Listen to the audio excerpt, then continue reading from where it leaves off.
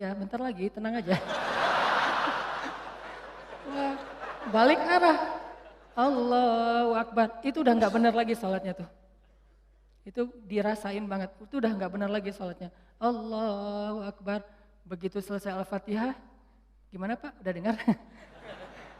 Terus masuk Ar-Rahman, serak pula. Aduh, serak, suaranya hilang, segala macam. Aduh itu nyesel banget tuh, nggak bisa show off ya. Kalau pas lagi dapat mic-nya bagus, sampai menggemanya tuh sekilo gitu ya. Itu kan enak banget ya. Buat seorang vokal, mic itu kayak floor buat anak skate kan. Jadi bisa ngetrik banget kalau floornya dapat kan. Jadi buat saya tuh kalau mic-nya pas dapat, wah ini bisa semua trik dikeluarin nih. Fabi ayyi ala'i rabbikuma tukadziban. Udah Ar-Rahman aja yang biasanya dibagi 4, sekarang satu rakaat Ar-Rahman, rakaat kedua Al-Muluk. Kenapa? Biar sekalian didengerin. Nih, ini Ar-Rahman ya, gini cara bacanya. Aduh, habis. Selesai sholat, kan balik arah gitu kan, mau zikir kan, balik arah. Balik arah bukan pura-pura zikir sih, sambil zikir ngelihat ke arah si Bapak. Kira-kira gimana ekspresinya sekarang? Itu teman-teman berat. Kadang-kadang bukan karena kita pengen dipuji orang, tapi kita nggak rela diremehin orang, itu yang bikin kita riak kan? Bukan karena kita pengen dielu-elukan, dipuji, dapat banyak like, dipuja-puja, bukan itu. Itu kita masih kadang-kadang bisa ngerem, tapi kita nggak sanggup bertahan, nggak bisa sabar kalau diremehin orang. Akhirnya kita bocorin juga kebaikan kita. Habis. Diremehin suami, diremehin pasangan, diremehin orang tua, diremehin mertua, diremehin teman-teman, segala macam. Diremehin tetangga. Kita bukan pengen dipuji dan dipuja oleh orang lain, tapi kita nggak tahan kalau diremehin. Keluar juga tuh. Siapa yang selama ini yang melakukan ini? Siapa yang bantu kamu? Siapa? Keluar semua. Satu persatu yang kita sebutkan, satu persatu berguguran dan tidak ada nilainya di mata Allah SWT. Sabarkah kita ketika diremehkan oleh orang lain untuk tetap menjaga rahasia amal kita antara kita berdua aja dengan Allah? Itulah ujian ikhlas. Bisa nggak kita jaga? Nggak mau kita bocorin rahasia kita berdua sama Allah. Begitu kita bocorin, sedih banget tuh. Udah langsung tidak ada lagi nilainya di mata Allah. Berapa banyak dari amal yang kita lakukan yang benar-benar kita mampu menjaga keikhlasannya di awal, di tengah, di akhir. Kalau ada, jangan menyimpulkan dulu bahwa kita udah sukses karena masih ada waktu selama kita masih hidup untuk kita batal. Mungkin nggak batal di akhir, tapi batalnya setelah beberapa tahun. Ada teman kita datang nanya-nanya ke kita tentang, ngafal Quran itu susah banget ya. Kenapa? Aku tuh ngafal 1 juz aja, juz 30 nggak beres-beres. Oh, ya sebetulnya gampang sih kalau udah tahu triknya, mulai nih. Emang idealnya ngafal Quran berapa lama? Ya tergantung orangnya. Ada yang 10 tahun, ada yang 5 tahun, ada yang 2 tahun, 3 tahun, setahun.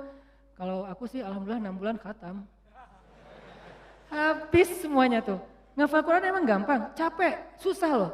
Yang susah itu bukan ngafalnya, murojaahnya kan, ngejaga hafalan. Udah hafal 5 juz, biasanya baru kerasa capeknya tuh setelah 5 juz kata orang-orang yang hafal. Setelah 5 juz, mulai nih keteteran yang di belakang, balik lagi ke depan, hilang lagi yang di belakang, balik lagi. Kayak gitu ngafal Quran saking capeknya tuh sampai orang yang banyak putus asa. Udah setelah perjuangan, effort yang luar biasa, hilang hanya gara-gara kalimat cuman 5 menit aja, habis semuanya teman-teman. Rugi banget kan?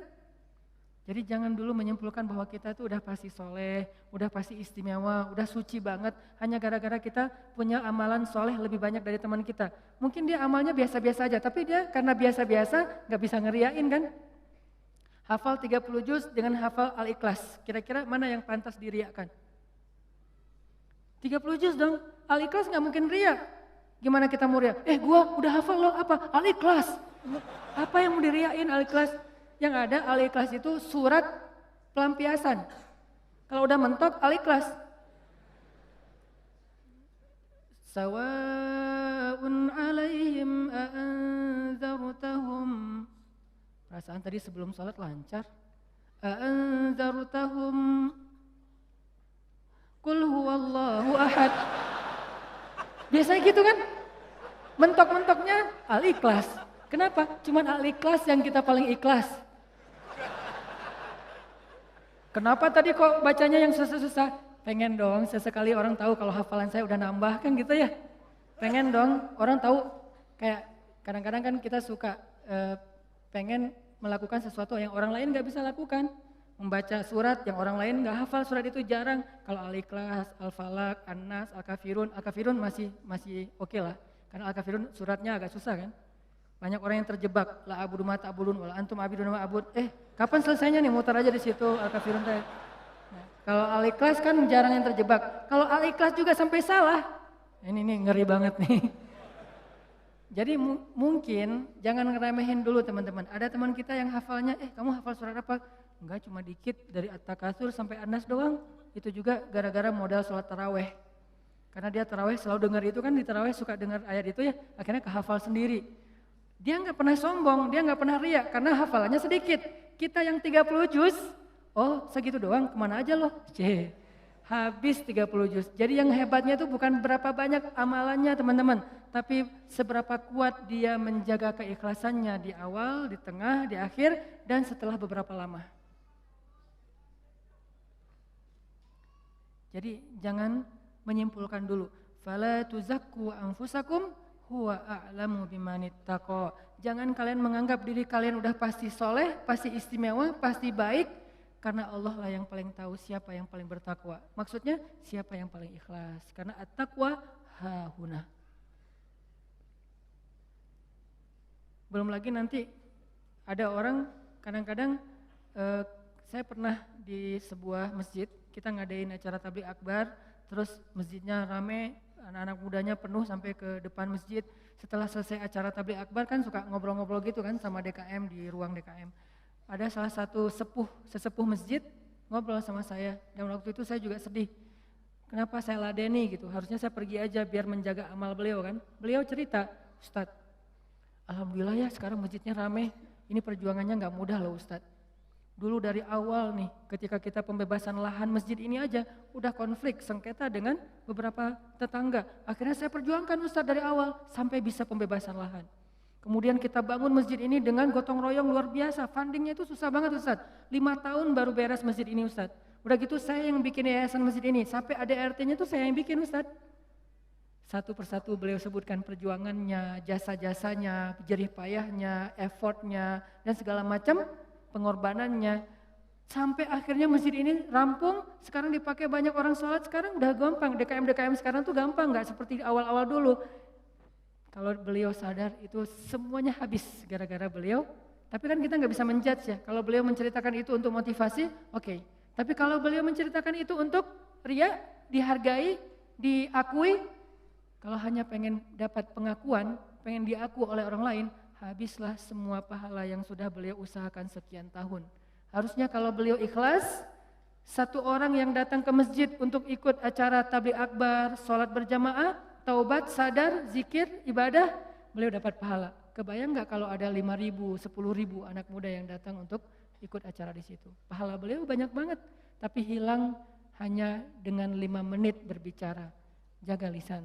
Faliyakul khairan aw liyasmut. Mending diam aja deh. Sebegitu gampangnya hilang amal-amal kita gara-gara tidak mampu menjaga keikhlasan kita, teman-teman. Makanya wa innama likulli imri'in manawa itu gampang banget tergelincir. Itu halus banget, lebih halus daripada suara langkah-langkah semut. Halus banget, sampai kadang-kadang kita juga terjebak di situ. Makanya di zaman Nabi itu kan ada cerita seorang sahabat Ansor yang tidak terkenal ibadah-ibadahnya, tapi Nabi bilang huwa min ahlil jannah, dia itu ahli surga. Apa kelebihan dia? Apa ibadah dia? Ibadah dia itu ibadah batin. Ketika dikepoin sama beberapa orang sahabat, sama seorang sahabat, kalau nggak salah Abdullah bin Amr bin As, dia kepo datang ke rumahnya, ternyata rahasianya bukan ahli tahajud, bukan ahli sedekah, bukan ahli tilawah, bukan ahli kebaikan-kebaikan yang zahir. Dia kalau ngelakuin amalan yang zahir, yang standar-standar aja lah, yang wajib, yang kalau ditinggalkan pasti dosa, sholat pasti, cuman nggak ada yang lebih, biasa-biasa aja. Terus yang bikin dia istimewa, ternyata ibadah batin. Apa ibadah batin dia? Dia bilang, saya tidak pernah dengki kepada orang lain. Kalau ada orang yang dapat nikmat, saya orang pertama yang bahagia. Kalau ada orang yang dapat musibah, saya yang paling sedih. Kalau ada yang orang berbuat salah, saya langsung mendoakan dan memaafkan dia. Inilah ibadah batin dia, teman-teman.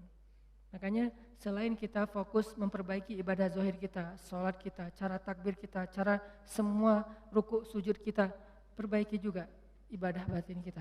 Karena kalau sampai ini rusak, yang lain sempurna, batal. Tapi kalau ini benar, yang lain cacat-cacat dikit, karena kita mungkin punya kekurangan, Allah yang akan perbaiki. Jadi ini teman-teman, tentang pentingnya belajar ikhlas. Dan ikhlas ini termasuk salah satu di antara ibadah juga. Jadi sekedar ikhlas saja itu udah ibadah. Sekedar niat aja itu udah ibadah. Belum melakukan udah jadi ibadah. Bukankah Nabi mengatakan siapa yang berniat berbuat baik lalu jadi melakukannya, maka dia mendapatkan 10 pahala kebaikan. Kalau dia berniat berbuat baik tidak jadi melakukannya, maka dia mendapatkan 1 pahala kebaikan. Siapa yang berniat berbuat buruk jadi melakukannya, maka dia dapat 1 dosa. Siapa yang berniat berbuat buruk tidak jadi melakukannya, dia dapat 1 pahala. Allah baik banget ya. Niat aja dikasih pahala, baru niat tuh. Sehingga para ulama mengatakan kalau begitu, ayo kita berniat yang banyak.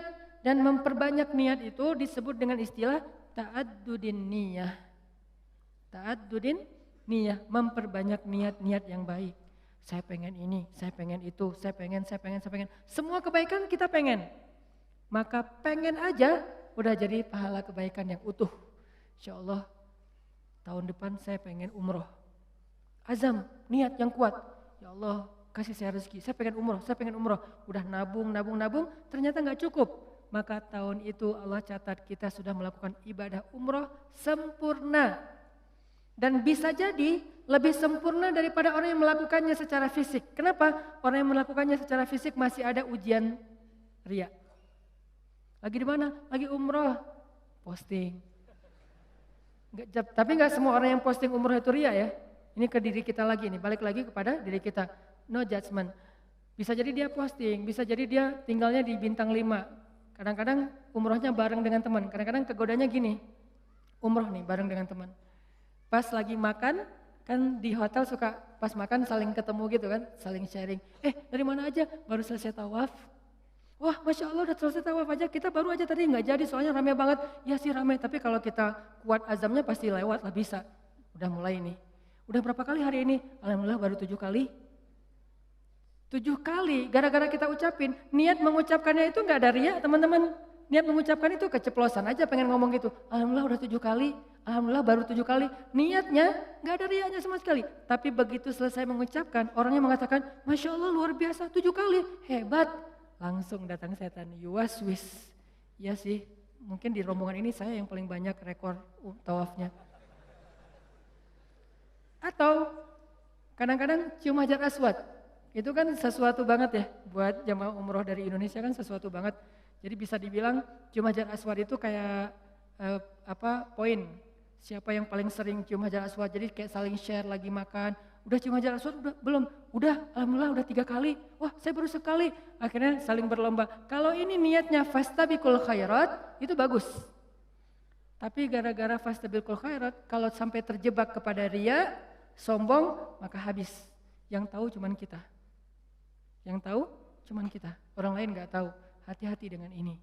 Tapi orang yang tadi menabung pengen umroh, terus gak cukup duitnya, lalu gak jadi umroh, bisa jadi dia mendapatkan pahala umroh lebih utuh daripada orang yang melakukannya secara fisik. Maka jangan kikir dalam berniat baik. Berniat baik yang banyak. Ketika kita keluar rumah, ya Allah hari ini mudah-mudahan saya bisa bantu orang di jalan. Mudah-mudahan saya bisa silaturahim dengan teman lama atau dengan keluarga. Mudah-mudahan saya bisa mendapatkan ilmu. Mudah-mudahan saya bisa membantu orang dari kesusahan. Mudah-mudahan saya bisa. Perbanyak aja kebaikan kita niatin dan kita serius kalau nanti ada kesempatan kita akan lakuin. Begitu kita keluar rumah, Allah sudah mencatat kita seperti melakukan sebanyak kebaikan yang kita niatkan. Jadi niat aja ibadah. Wa innama likulli imri'in ma nawah. Seseorang mendapatkan pahala sesuai dengan apa yang dia niatkan. Niat aja udah ibadah, apalagi kalau kita kerjakan. Sampai ulama mengatakan, kalau saya mendengar seseorang mengetuk pintu rumah saya, maka saya tidak akan membuka pintu rumah itu sampai saya memiliki 10 niat baik. Jadi kalau mau buka pintu rumah, beliau berdiri di belakang pintu, ya Allah, kalau ini adalah orang miskin, saya berniat akan kasih dia sedekah 1. Kalau ini adalah seorang saudara yang sudah terputus silaturahim selama ini, saya akan sambung silaturahim 2. Kalau ini adalah seorang ulama, saya akan minta nasihat dari beliau dan ilmu 3. Kalau ini adalah seorang murid, saya akan kasih dia nasihat dan ilmu 4. Kalau ini adalah seorang yang berhutang, saya akan bayarkan hutangnya 5. Terus sampai 10 niat baik baru dibuka pintunya. Ternyata yang datang cuma 1 orang dengan 1 hajat, maka beliau mendapatkan pahala 10 hajat, 10 kebaikan. Ini hebatnya niat, ta'addurin niyat. Sehingga yuk kita berniat sebanyak mungkin berbuat baik. Saya akan gini, saya akan gini, saya akan gini. Salah satunya untuk akhirat kita, kalau saya pribadi berniat, ya Allah saya pengen banget nanti sebelum meninggal, kalau bisa udah khatam 30 juz. Dari dulu diusahain belum beres-beres. Naik dikit, turun banyak. Naik dikit, turun banyak. Kenapa? Mungkin banyak dosa, bisa dosa lisan, bisa dosa mata. Bukankah dosa itu bisa menghilangkan hafalan ayat Al-Quran? Dan kata Nabi, Al-Quran itu gampang hilangnya, lebih gampang daripada hilangnya onta yang liar. Cepat banget hilangnya. Enggak Ustadz, saya udah banyak dosa tapi enggak hilang-hilang. Ya enggak ada yang dihafal, apa yang mau dihilangin? Coba kalau mau tahu kita banyak dosa atau enggak, hafal Quran deh. Kalau susah, pasti banyak dosa. Kalau mau tahu itu cara kita untuk bisa mendeteksi dosa kita, salah satunya ya, hafal Quran. Coba, itu akan mendeteksi banget.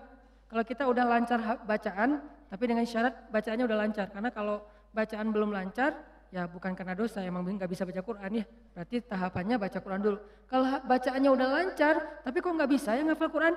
Ini bisa jadi kata Imam Waqi', al-ilmu nurun wa nurullah la yu'talil asi. Ilmu itu cahaya dan cahaya Allah itu tidak diberikan kepada pendosa. Cara ngukur diri kita banyak dosa atau enggak? Coba ngafal Quran. Kalau susah, pasti banyak dosa. Sehingga pesantren di dekat rumah saya tuh, pesantren Kampung Quran namanya. Dulu ada program daurah hafal Quran selama bulan Ramadan, 1 bulan 30 juz. Di Indonesia, di Cihanjuang, Cimahi. 1 bulan 30 juz. Pas saya diundang ke situ ngisi waktu subuh, saya bilang, "Ini programnya apa Ustadz? 30 juz 1 bulan." Saya dalam hati, emang bisa? Saya tuh udah lebih 10 tahun gak beres-beres. Ngeremehin gitu kan? Ternyata ada yang bisa. Dari sekian puluh siswa atau santri, ternyata sekitar hampir 10 orang khatam sebulan 30 juz lancar teman-teman. Sebulan 30 juz lancar. Modalnya mungkin cuma juz 30 doang pas baru datang. Dan apa metodenya Ustadz? Ternyata metodenya itu enggak rumit-rumit, sederhana. Kalau mereka ngerasa susah hafalan, disuruh sholat taubat terus istighfar. Itu doang. Kalau ya Allah kok susah banget ya? Kan kadang-kadang ada halaman yang mudah, ada halaman yang susah ya. Yang biasanya kalau lagi enak tuh moodnya dapat, bisa sekali duduk 2 lembar langsung hafal dan lancar. Kalau lagi nggak dapat, 1 ayat aja nggak beres-beres. Nah kata ustadznya, kalau kejadian kayak gitu, coba wudu, sholat taubat, minta ampun sama Allah, istighfar, coba hafal lagi. Pasti mudah. Dan itu terbukti. Ternyata kayak gitu caranya. Cuman ya butuh istiqomah juga. Jadi teman-teman, perbanyak niat yang baik. Niat apa aja, termasuk saya nanti kalau udah punya rezeki, udah punya usaha sendiri, saya pengen punya panti asuhan 1000 anak yatim. Tapi niatnya yang kuat ya. Kalau ternyata itu baru terwujud setelah 20 tahun, la tahzan, gak usah bersedih, gak usah berkecil hati. Kenapa? Sejak kita berniat punya pesantren, punya panti asuhan 1000 anak yatim, walaupun terwujudnya setelah 20 tahun, pahalanya tuh dihitung dari awal berniat, bukan ketika terwujud. Keren kan niat tuh? Jadi pahalanya dihitung dari ketika kita berniat, bukan ketika itu terwujud. Kalau terwujud, dilipat gandakan 10 kali lipat. Sebelum terwujud, dihitung 1 kebaikan yang utuh. Misalnya, saya dalam hati saya punya niat, saya nanti mau bikin camp pengungsi. Kalau kemarin yang saya datang sama teman-teman itu kan camp pengungsi Suriah yang ada di Turki. Yang artinya para pengungsi yang udah aman kondisinya. Kita coba bantu kecil-kecilan. Nah ini dikasih lagi tanah sama Erdogan, sama Turki lewat Menteri di niatnya lewat Golden Future kita kerjasama di Aleppo perbatasan dengan Turki, di dalam Suriahnya. Yang nggak bisa nyebrang, yang nggak bisa ngungsi keluar negeri, maka ditampung di situ. Dikasih berapa hektar tanah, disuruh coba kalian bisa nggak bikin camp di situ. Saya punya niat, saya akan coba bareng-bareng dengan Golden Future harus punya camp di Aleppo bagian perbatasan Turki yang menampung minimal 100.000 pengungsi Suriah. Itu kan niatnya?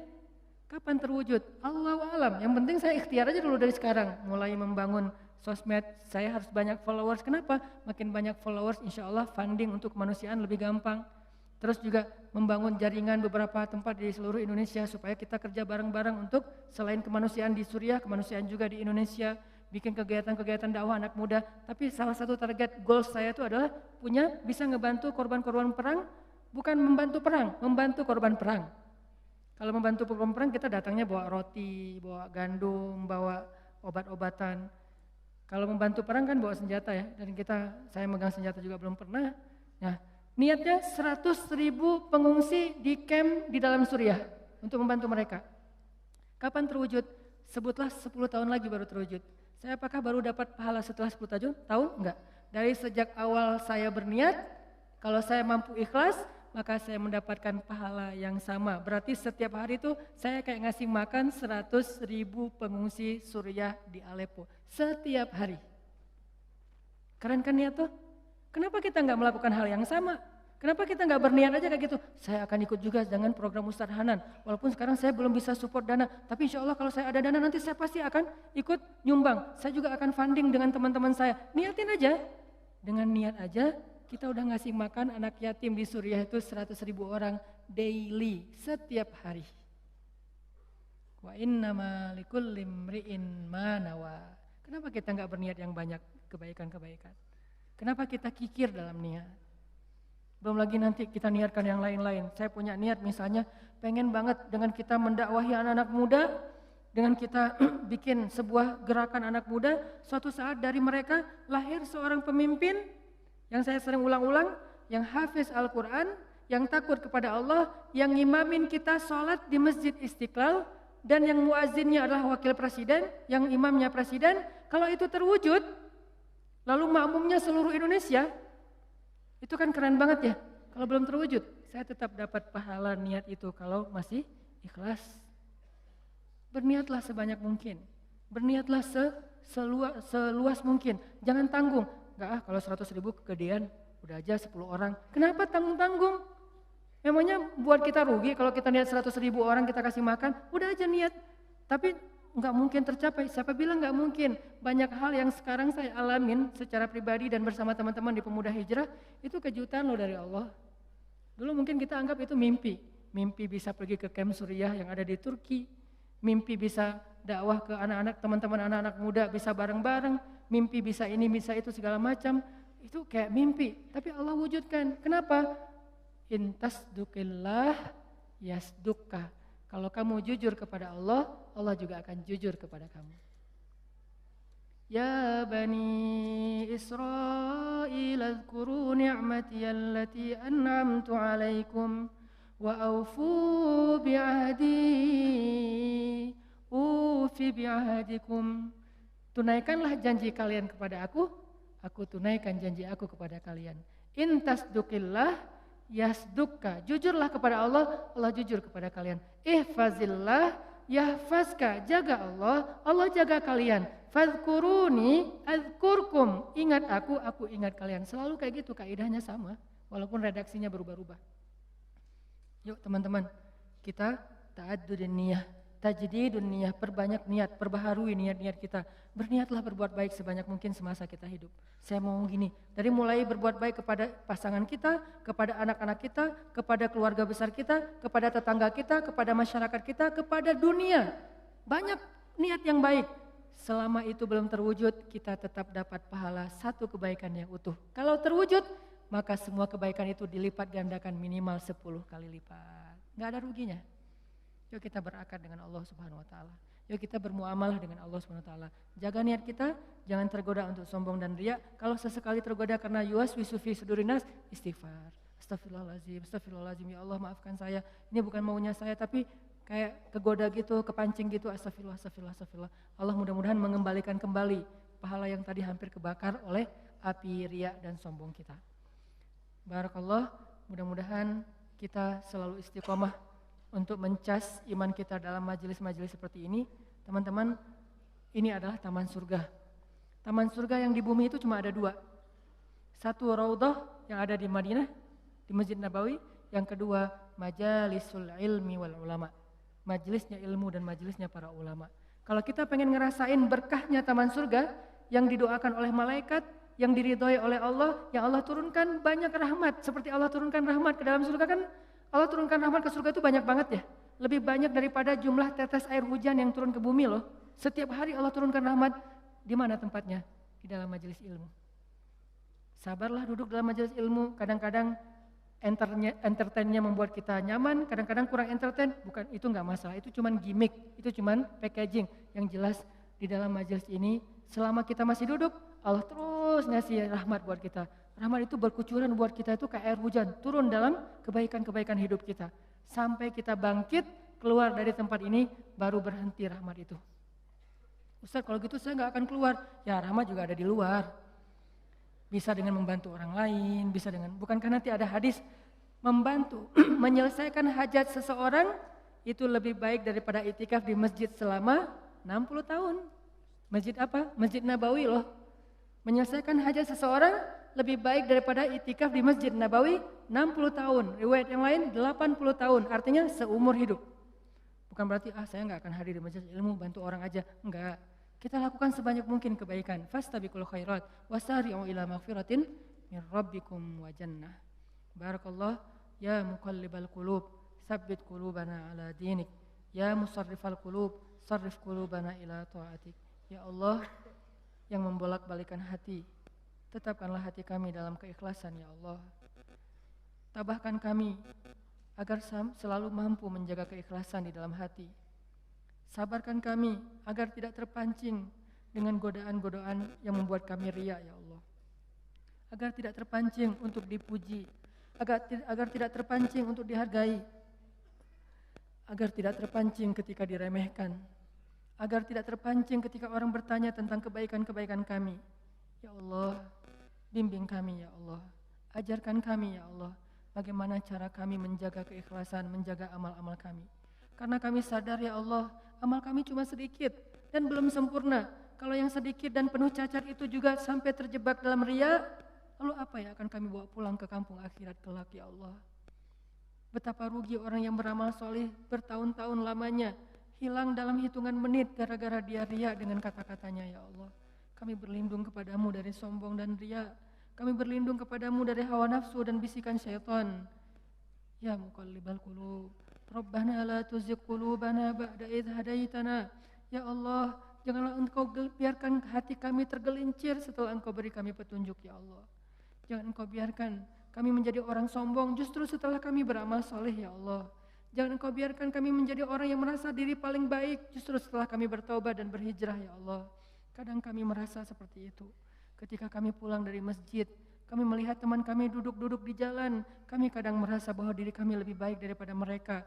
Padahal tidak ada yang menjamin akhir hayat seseorang kecuali Engkau ya Allah. Kami pun tidak tahu apakah akhir hayat kami akan sebaik ini atau justru bertolak belakang dengan yang sekarang ya Allah. Bisa jadi saat ini kami beramal soleh, tapi besok kami riya dan hanguslah semua pahalanya. Bisa jadi teman kami hari ini berbuat dosa, tapi besok mereka bertobat, maka mereka menjadi orang yang lebih Engkau cintai ya Allah. Ya muqallibal qulub, jaga hati kami ya Allah. Bimbing lisan kami ya Allah. Jangan biarkan setan menjebak kami di dalam riya dan sombong. Jaga amal kami ya Allah sampai akhir hayat kami, sehingga kami bisa bertemu dengan Engkau dengan membawa timbangan kebaikan-kebaikan yang Engkau ridhai. Rabbana atina fid dunya hasanah wa fil akhirati hasanah wa qina azabannar. Subhanakallahumma wa bihamdika asyhadu an la ilaha illa anta astaghfiruka wa atubu ilaik. Assalamualaikum warahmatullahi wabarakatuh.